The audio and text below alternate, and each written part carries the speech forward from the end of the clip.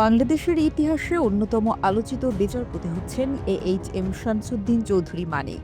Supreme কোর্টের appeal বিভাগের বিচারপতি থাকাকালে তার নানা কর্মকাণ্ড আলোচনার জন্ম দিয়েছে। এমনকি 2015 সালে অবসরে যাওয়ার পরও আলোচিত ছিলেন বিচারপতি মানিক। জামায়াতে ইসলামীর নায়েবে আমির দেলোয়ার হোসেন সাঈদীর আপিলের রায়ের বেঞ্চেও তিনি ছিলেন অনন্য। রায়ে কেবলমাত্র তিনি দেলোয়ার হোসেন সাঈদীর মৃত্যুদণ্ডাদেশ দিয়েছিলেন।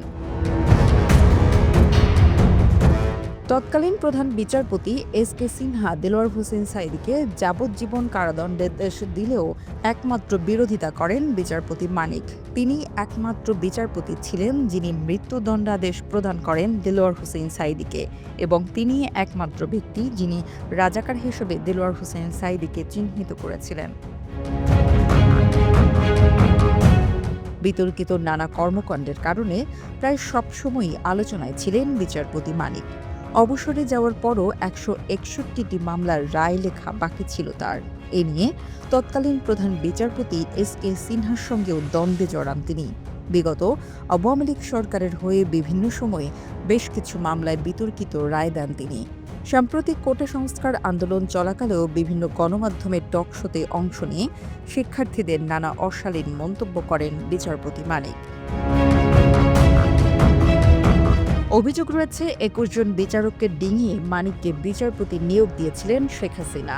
এক ট্রাফিক সার্জেন্টকে হাইকোর্টের বিচারকের গাড়িকে সালাম না দেওয়ার কারণে আদালতে কান ধরে উঠবস করিয়েছিলেন মানিক। সেই প্রেক্ষাপটে পুলিশের তৎকালীন মহাপরিদর্শক শহীদুল হক বলেছিলেন, ট্রাফিক পুলিশ কাউকে অভিবাদন জানাতে বাধ্য নয়। পরে শহীদুল হকের বিরুদ্ধে আদালত অবমাননার রুল জারি করা হয়। এতে আইন অনুসারে স্বয়ংক্রিয়ভাবে মহাপরিদর্শকের পদ হারান তিনি। পরে রাষ্ট্রপতির ক্ষমার কারণে শহীদুল হক চাকরি ফিরে পান।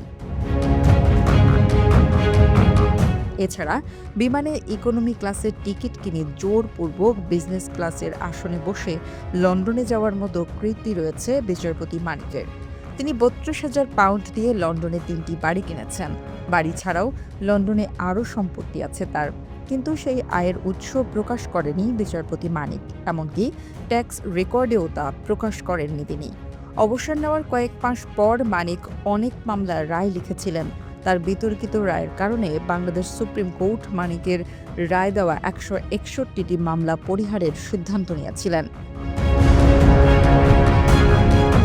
এদিকে দ্বৈত নাগরিকত্ব নিয়েও হাইকোর্ট এবং সুপ্রিম কোর্টে বিচার কাজ চালিয়ে গেছেন বিচারপতি মানিক।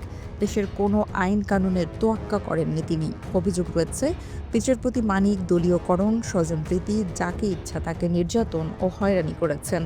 বিচারপতি মানিকের বিরুদ্ধে মানি লন্ডারিং, বৈদেশিক মুদ্রা বিনিময় আইন ভঙ্গ ও মিথ্যা তথ্য দিয়ে সম্পদের হিসাব গোপন এবং সুপ্রিম কোর্টের বিচারকদের শপথ ও আচরণবিধি ভঙ্গের মতো অভিযোগ উঠেছিল।